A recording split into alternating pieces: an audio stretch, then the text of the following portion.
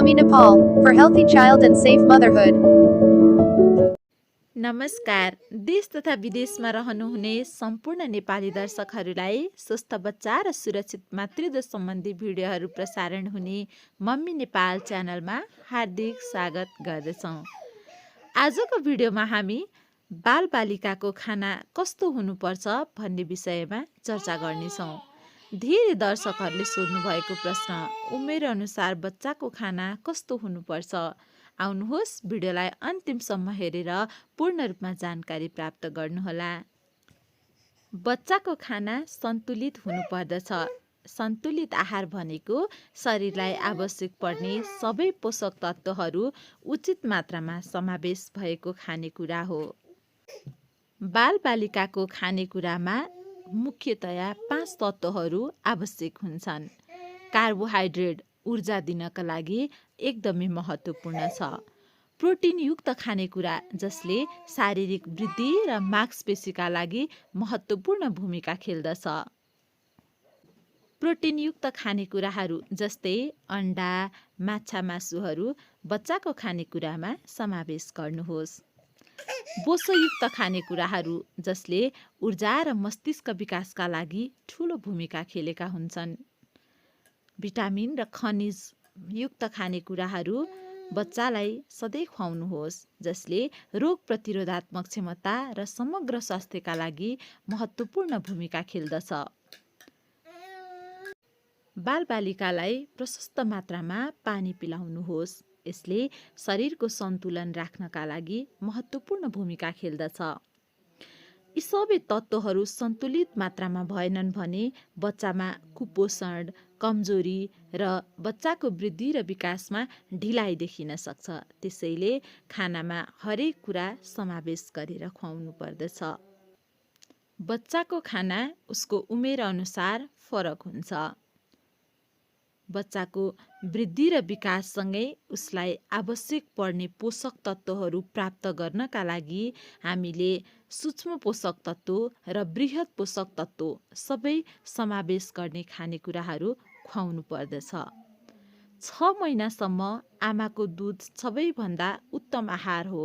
यसले सम्पूर्ण पोषण दिन्छ र बच्चालाई रोगबाट बचाउँछ। 6 महिनासम्म स्तनपान गराउँदा अन्य कुनै पनि थप खानेकुराहरू खुवाउनु हुँदैन। सम्पूर्ण पौष्टिक तत्त्वहरू आमाको दुधबाट नै प्राप्त हुन्छ। तर 6 महिनापछि पूरक आहार सुरु गर्नुपर्छ। जस्तै दाल भात, फलफुलको प्युरी, साग सब्जी, फलफुल, अन्डा मिसाएको पोसिलो खिचडी, लिटो, जाउलो खाना चाहिँ नरम र बच्चालाई पच्ने खालको हुनुपर्दछ। महँगो खाना नै खानुपर्छ, खुवाउनुपर्छ, यो राम्रो हुन्छ भन्ने छैन। हाम्रो गाउँघरमा नै पाइने खाना अत्यन्त पौष्टिक हुन्छ। आजभोलि बजारमा धेरै थरीका प्याकेट खानेकुराहरू, रेडिमेड खानेकुराहरू पाइन्छन् र हामी अभिभावक पनि यो राम्रो होला भनेर त्यही पछि लाग्ने गर्छौँ। तर वास्तवमा हाम्रो गाउँघरमै पाइने खानेकुराहरू अर्ग्यानिक र पौष्टिक आहारले भरिपूर्ण रहेका हुन्छन्।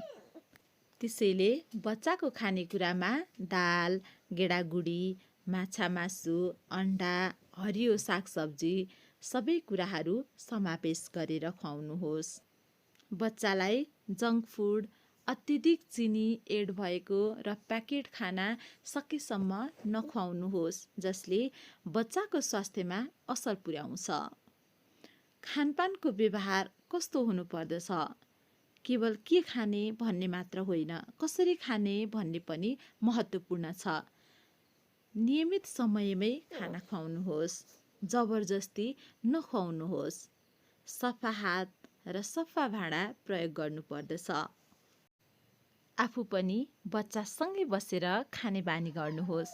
बच्चाले धेरै कुराहरू तपाईहरूबाट नै हेरेर सिक्ने गर्दछन्। त्यसैले बच्चासँग बस्दा सधैँ स्वस्थ खानेकुराहरू खाने प्रयास गर्नुहोस्। के हजुरले याद गर्नुभएको छ? बच्चाले खाने वातावरण पनि सकारात्मक हुनुपर्दछ। डर, रिस, दबावले गर्दा बच्चाको भोक घटाउँछ। त्यसैले फकाएर खुसी बनाएर खुवाउनुहोस्। हामी अभिभावकले बालबालिकालाई खानेकुरा खुवाउँदा प्राय साना साना बानीहरूबाट पनि गल्ती भइरहेका हुन्छन्। जस्तै केवल चामल र आलुमा मात्र बच्चाको खानेकुरामा निर्भर रहनु। कहिलेकाहीँ हाम्रो बच्चाले पोषणयुक्त खाना खान नमानेपछि हामी अप्सनमा जङ्क फुड दिने गर्दछौँ। तर यस्तो बानी गर्नाले बच्चाको स्वास्थ्यमा गम्भीर असर पर्न सक्दछ र बच्चाको बानी पनि त्यतै लाग्न सक्दछ। त्यसैले हामीले बच्चालाई सानैदेखि स्वस्थवर्धक पोषणयुक्त खानेकुराहरू खुवाउने अभ्यास गर्नुपर्छ। पोषणभन्दा स्वादलाई प्राथमिकता दिनु पनि हाम्रो सामान्य गल्ती मानिन सक्छ, तर यस्ता बानीहरू दीर्घकालीन स्वास्थ्य समस्याको कारण बन्न सक्छन्। त्यसैले पोषणभन्दा स्वादलाई प्राथमिकता दिनु हुँदैन। धन्यवाद। हजुरहरूलाई मम्मी नेपाल च्यानल मार्फत आउने भिडियोहरू कस्तो लाग्छ प्रतिक्रिया दिन नबिर्सिनुहोला। साथै स्वस्थ बच्चा र सुरक्षित मातृत्वको लागि यस्तै स्वास्थ्य सम्बन्धी जानकारीहरू प्राप्त गर्नको लागि मम्मी नेपाल हेर्दै गर्नुहोला। हामीलाई हौसला प्रदान गर्नको लागि लाइक, सेयर र सब्सक्राइब गरेर पनि साथ दिनुहोला है।